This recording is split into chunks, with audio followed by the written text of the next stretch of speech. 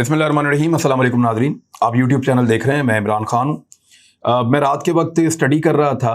कुछ डॉक्यूमेंट थे, कुछ और चीज़ें थी, कुछ लोगों ने पेपर भिजवाए हुए थे, उनको देख रहा था और कुछ चीज़ों पे रिसर्च कर रहा था। वीलॉग के लिए आपको पता हम लोग रात को काम करते हैं।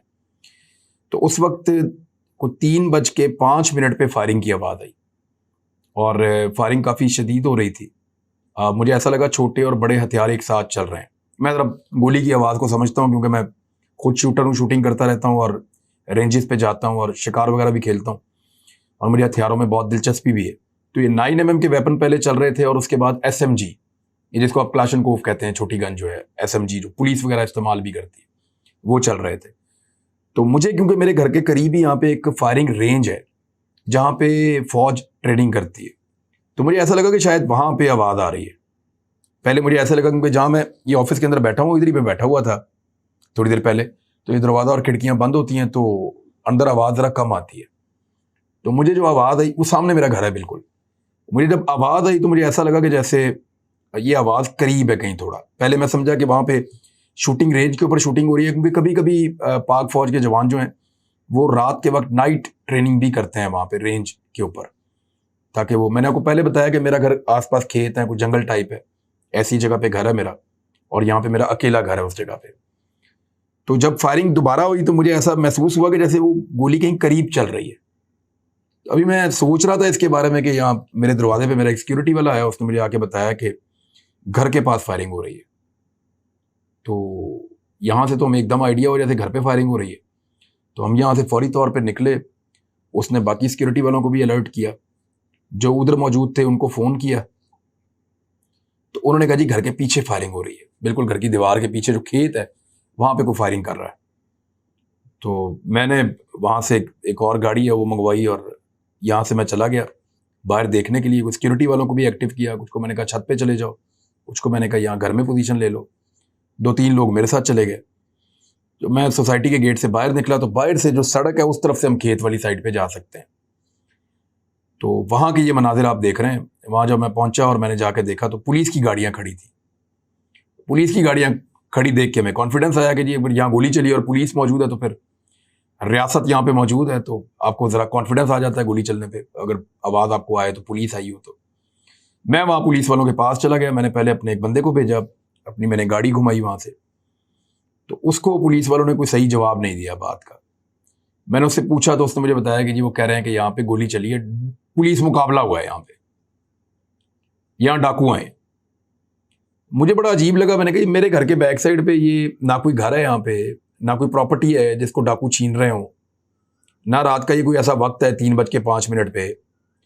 तो इधर डाकुओं का इस वक्त रात पे क्या काम है मेरे घर की बैक साइड पे, इस खाली खेत के अंदर या इस खाली प्लॉट के अंदर डाकू क्या करेंगे? ये प्लॉट जो आप देख रहे हैं इसके अंदर हर तरफ झाड़ियां हैं, हर तरफ। तो उस वक्त मैंने जब पुलिस वालों से पूछा, उन्होंने मुझे पहले ये बताया कि एक बंदा जख्मी हो गया है और उसको गोली लग गई है। तो मैंने कहा वो जख्मी किधर है? उन्होंने कहा जी उसको हॉस्पिटल ले गए। तो मैं हैरान हो गया। मैंने कहा हॉस्पिटल ले गए यहाँ से इतनी जल्दी? अभी तो मैं पहुंचा ही हूँ। मैंने 15 पे कॉल भी कर दी थी इस बीच में, तो अभी तो मैं पहुंचा हूँ, तो इतनी देर में आप हॉस्पिटल ले गए उसको उठा के कैसे? मैंने कहा कौन से हॉस्पिटल लेकर गए हो, मुझे बताओ, मैं जाकर देखूं। तो पुलिस वाला उस तरफ भाग गया। मैंने गाड़ी साइड पे खड़ी की, मैं निकल आया बाहर। वहां पे मुझे एक पुलिस का ऑफिसर भी मिल गया, वो शलवार कमीज में था, उसने मुझे पहचान लिया। तो वो भी मुझे देख के तो उस तरफ को जा रहा था। मैंने उसको जाके पकड़ के रोका। मैंने कहा भाई क्या हुआ है यहाँ पे, बताएं मुझे, मेरा वहां घर है।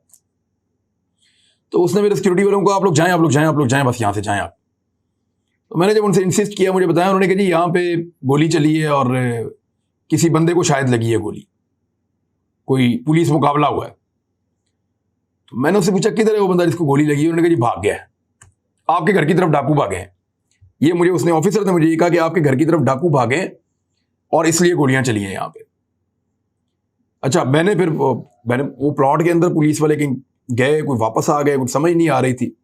मैंने अपने सिक्योरिटी वालों का, मैंने कहा हम प्लॉट के अंदर जाके देखें कहाँ गोली लगी है, किसी को क्या हुआ है। हम प्लॉट के अंदर चले गए और वैसे नहीं जाना चाहिए था, उसूलन नहीं जाना चाहिए था हमें, क्योंकि पुलिस वाले फिर साइड पे चले गए थे, उनकी गाड़ियां भी चली गई थी। 3-4 पुलिस वाले वहां रुक गए और हम लोग वहां पे मौजूद थे। तो मैंने कहा प्लॉट के अंदर देखते हैं कि मेरे साथ झूठ तो नहीं बोल रहे पुलिस वाले, ये सिर्फ इसलिए आए हो कि वैसे ही थ्रेट क्रिएट करना है या थोड़ा खौफ पैदा करना, इस माहौल में बंदे को ऐसा शक हो जाता है दिमाग में। तो हम लोग अंदर गए, जाके मैंने देखा एक जगह पे थोड़ा सा खून पड़ा हुआ था, तो हमें लगा कि शायद किसी को गोली लगी है, लेकिन उसके अलावा हमें कोई खून का धब्बा किसी और जगह पे नजर नहीं आया। एक ही जगह पे थोड़ा सा हमें खून नजर आया। आसपास वो मेरे लोगों ने वहाँ टॉर्च वगैरह मार के देखा, कोई गोली का निशान या कुछ ऐसा कुछ। फिर आगे हम गए तो एक मोटरसाइकिल खड़ी हुई थी, और वो अपने स्टैंड पे खड़ी हुई थी। इसको आप देख सकते हैं, अपने वीडियो इसकी बनाई थी। इसके पीछे नंबर प्लेट नहीं थी। और उसी वक्त मुझे मेरे प्रोड्यूसर ने बताया कि जी एयरवाई के ऊपर एक खबर चलवाई जा रही है कि नंबर प्लेट के बगैर एक मोटरसाइकिल थी, पुलिस वालों ने उसको रोकने की कोशिश की और फायरिंग के ऊपर पुलिस वाले उनके पीछे आए, और फिर यहाँ पे एक पुलिस मुकाबला हुआ और फरार हो गए वो लोग। अब पुलिस का कहना है, जो पहला बयान था मुझे, कि 3 लोग थे। अब एक मोटरसाइकिल के ऊपर 3 लोग थे, ये भी मुझे समझ नहीं आ रही, और वो पुलिस के काबू भी नहीं आए। फिर वो मोटरसाइकिल को इतने अच्छे तरीके से स्टैंड पे खड़े करके वहां से भाग गए। और जख्मी बंदा, ये जो दीवारें हैं ना, जो प्लॉट में आपको दिखा रहा हूँ, इसके अंदर से दीवार फलांगना अच्छे खासे आदमी के लिए बड़ा मुश्किल है, लेकिन पुलिस के बकौल वो ये दीवार फलांग के निकल गए जख्मी हालत के अंदर। और उस वक्त जो मेरे जो सिक्योरिटी के लोग हैं, क्योंकि वो मेरे घर की तरफ अगर भाग कर गए हैं, तो हम लोग तो फौरन छत पे चले गए थे हमारे लोग, और वो ऊपर से देख रहे थे। उन्होंने मुझे जो है वो बड़ा क्लियरली कहा कि इस तरफ कोई नहीं आया, जो हुआ है वो उसी तरफ हुआ है। हमारे घर वाली साइड को या इधर साइड वाली साइड को कोई नहीं आया, उधर फौज है, उधर तो कोई जाता ही नहीं। और जो घर वाली साइड है, इधर कोई आया ही नहीं, आता तो हमारे रेंज में आता, हमें नजर आता सामने। हम ऊपर से टॉर्च वगैरह मार के सारा हम देख रहे थे, क्योंकि मेरे घर से लाइटें पीछे वहां पड़ती भी हैं। तो उन्होंने कहा जी यहाँ इस तरफ तो कोई भी नहीं आया, ये गोली उधर ही चली है और वहीं पे सारा कुछ हुआ है। अब ये एक एपिसोड हुआ है, आई डोंट नो कि ये क्या था, किस तरह था ये। यानी 3 चीज़ों पे हमें शक है। मुमकिन है कि ये वाकई एक पुलिस मुकाबला हो, पुलिस वाकई किसी का पीछा करना चाह रही हो, यहाँ पे आके गोली चली हो, बंदा जख्मी हो गया हो, 3 में से 1, बाकी 2 उसको लेके दीवार क्रॉस करके किसी तरह निकल के भाग गए। मुमकिन है, लेकिन ये बहुत मुश्किल लगता है। यानी उसको जगह को अगर आप आके देखें तो आपको लगेगा कि शायद मुमकिन नहीं है। दूसरा मुमकिन है कि ये इन्होंने जाली वकुआ बनाया हो सिर्फ हमें डिस्टर्ब करने के लिए। बहुत मुमकिन है ये भी किया हो, क्योंकि इस तरह के हथकंडे ये कर सकते हैं। मुझे याद है कि मैंने जब 2009 में एक कवरेज की थी, शहबाज शरीफ साहब मेरे से नाराज हो गए थे, तो उन्होंने मेरे घर के बाहर थाना अनारकली से ला के सादा कपड़ों में पुलिस वाले खड़े कर दिए थे। वो जब मेरे घर से कोई निकलता था तो वो उनको हथियार दिखाते थे अपने यहाँ कमर के साथ लगे हुए, और थ्रेट करते थे मेरी फैमिली के लोगों को। तो हमें पहले पता ही नहीं चला, हमने कहा ये कौन लोग हैं जो हमें थ्रेट कर रहे हैं। तो एक आध दफा हम उनके पीछे गए तो वो उस तरफ को चले गए। मैंने फिर एक दिन, हमारे आसपास काफी दुकानदार वगैरह भी थे, वाकफ थे, उनसे जब मैंने कहा जरा चेक करो कि ये एक्टिव होते हैं नहीं होते। हमने चक से गोली चलाई तो वो सारे एक्टिव हो गए। वो 5-6 लोग थे, मुख्तलिफ टाइमिंग में वो आते थे। वो फिर हमने उस वक्त राब्ता किया कुछ दोस्तों से, कुछ ताल्लुक वालों से, तो पता चला कि थाना अनारकली के पुलिस वाले हैं, और ये होम डिपार्टमेंट के हुक्म के ऊपर मेरे घर के ऊपर थ्रेट करने की ड्यूटी कर रहे हैं कि इनको खौफजदा किया जाए। उस दौर में शहबाज शरीफ साहब मेरी एक कवरेज से खुश नहीं थे, वो चाह रहे थे कि मैं अपना मौक़िफ़ बदल लूँ। मेरे साथ ये पहले हो चुका है, ये इस तरह के हथकंडे हो जाते हैं। अब दूसरा ऑप्शन ये है कि वाकई में ये थ्रेट करना चाहते हो या इस तरह की कोई चीज़ हो।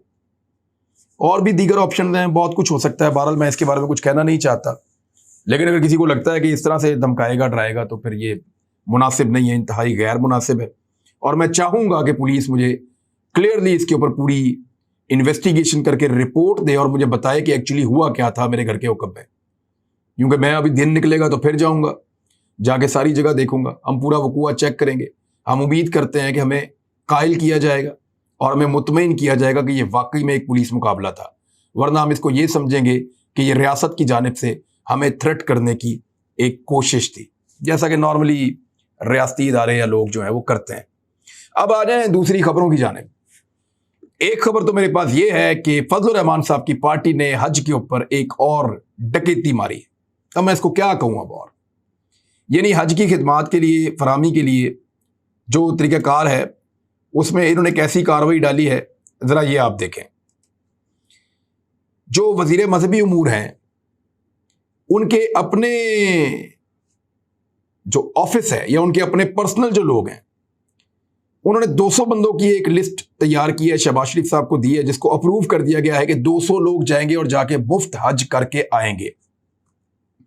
अब इसके अंदर कौन कौन है? अफसरान हैं, बहुत सारे हुकाम हैं, सिर्फ जो वजीर साहब हैं उनके दफ्तर से 5 ड्राइवर, 4 गनमैन, 1 बावर्ची, 11 पर्सनल सेक्रेटरीज और मावनीन समेत 35 एहलकारों की खिदमात ली गई हैं कि इनको ले जाओ, जाके मुफ्त में हज करवा लो।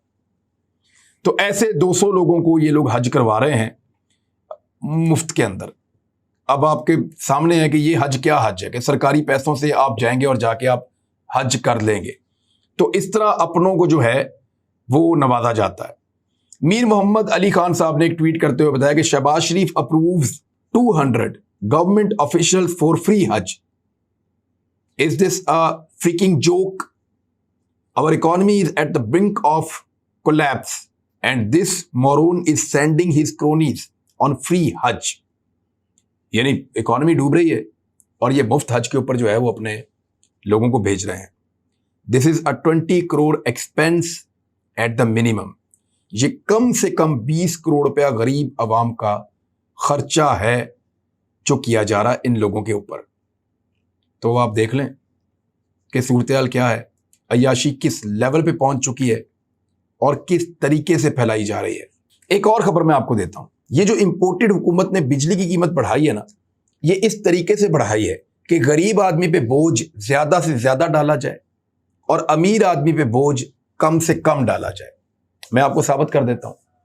ये मुजम्मिल असलम साहब ने एक ट्वीट किया है और वो ये लिखते हैं कि जालिम हुकूमत ने गरीब पर सबसे ज्यादा बोझ डाला है।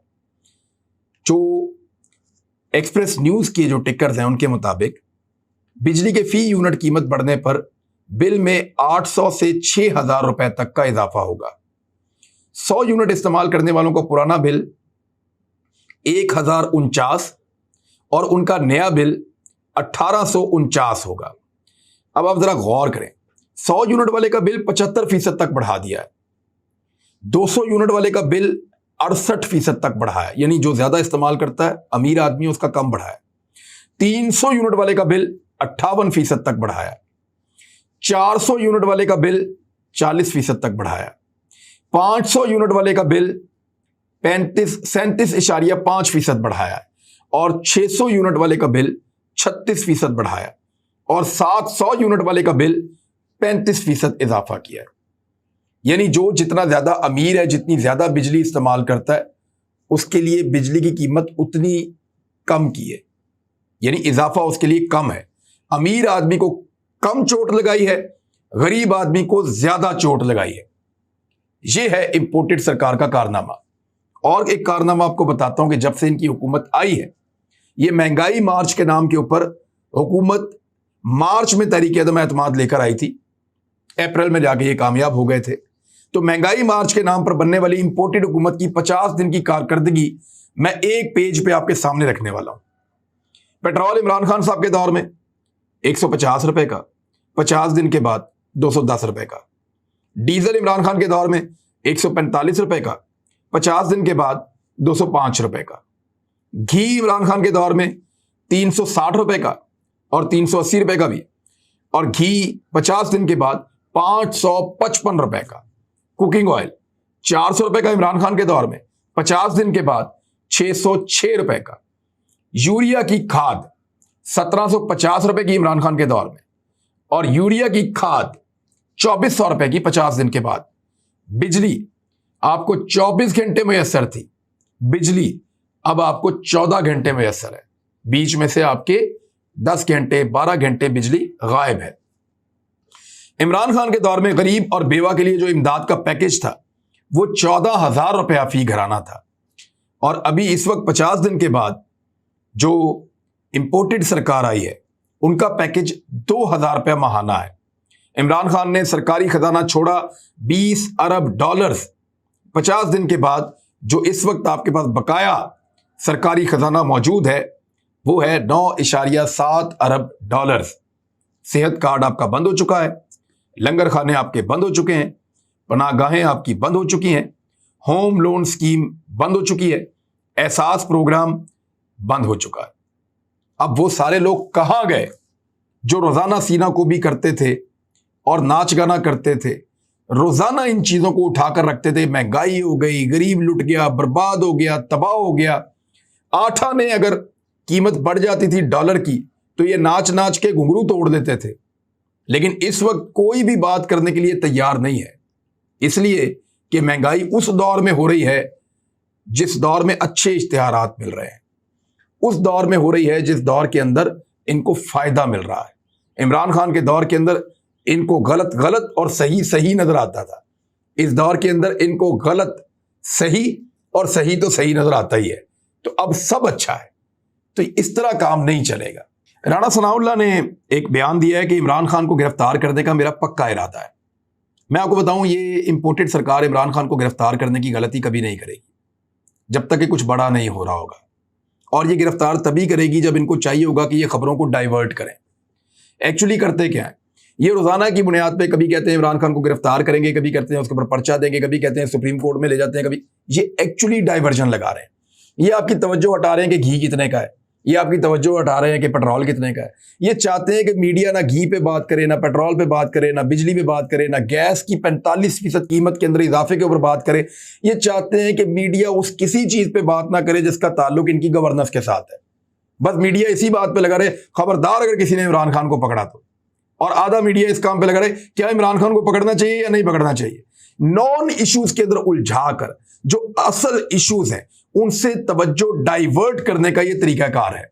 और मेरे ख्याल में पाकिस्तान तहरीक इंसाफ को या अपोजिशन एक ही जमात रह गई है, तो अपोजिशन को चाहिए कि बजाय इसके कि वो इस डाइवर्जन में आए, वो पब्लिक को असल इश्यूज की तरफ लेकर आए कि आटा कितने का है, चीनी कितने की, घी, दालें, बिजली, गैस, पेट्रोल, पानी, असल इश्यूज की तरफ लेकर आए, गवर्नेंस के इश्यूज की तरफ लेकर आए, जहां शहबाज शरीफ की हुकूमत रोजाना मार खा रही है।